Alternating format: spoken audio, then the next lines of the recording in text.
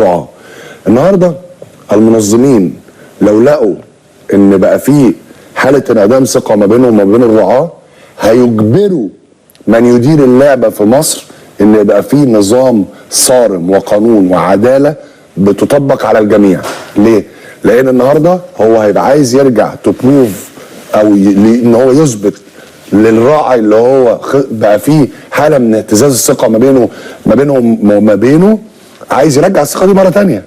فيروح له يقول له بص انا في اخر اهو 6 شهور اهو ما عنديش مشكله اهو، في فلان اهو اتوقف ورئيس النادي الفلان اتعاقب وفلان كذا وفلان كذا، المشكله اللي كانت عندي في السنين اللي فاتت ما بقتش موجوده، ما تقلقش. صح ولا لا؟ صح طبعا. بس ما هو عشان كده صناعه القرار في مسابقه زي دي وفي اداره رياضه زي دي مهمه جدا. المره اللي فاتت كنا بنتكلم في الحلقه عن اهميه القوانين المنظمه فكر الناس. طيب بدون رجوع للفيديو خلينا نفكر الناس.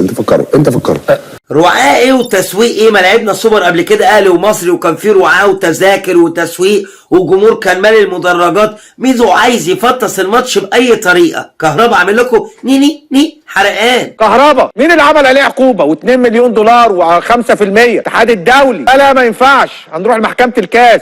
محكمة الكاس العقوبة أكبر بتزيد. اتوقف 6 شهور، بعد ما ال6 شهور اتوقف لعب قال لك انتصرنا على إيه يا ابني؟ ما ده موقوف 6 شهور وعليه 90 مليون جنيه. لا انتصرنا، احنا جامدين قوي. يجي هنا الاتحاد يجي له جواب رسمي من لجنه الانضباط، فيجي تليفون للاتحاد الكوره يقولوا له بقول لكم ايه، ما تطلعش، ما تبعت لناش الجواب النهارده عشان بالليل عندنا ماتش سموحه وبعد كده عندنا توقف اكتر من 15 يوم ماتشين الرجاء، فخلي كهربا يلعب النهارده وابعت لنا الجواب بكره. فالجواب يروح بكره، يروح يوم 18 وهو جاي الاتحاد يوم 16 حاجه يعني. ويجي يقول لك ايه، خلال 10 ايام سنجتمع ونتخذ القرار. عدي 18 يوم ولولا ان الزمالك هدد بالانسحاب راح عملوا الاجتماع. طب اقول لك هنعمل اجتماع ازاي؟ اعصابك يا 6 مانس مش كده. زمان كان يقول لك كتر الشطه تجيب بواسير، دلوقتي كتر الكلام على كهربا يجيب بواسير.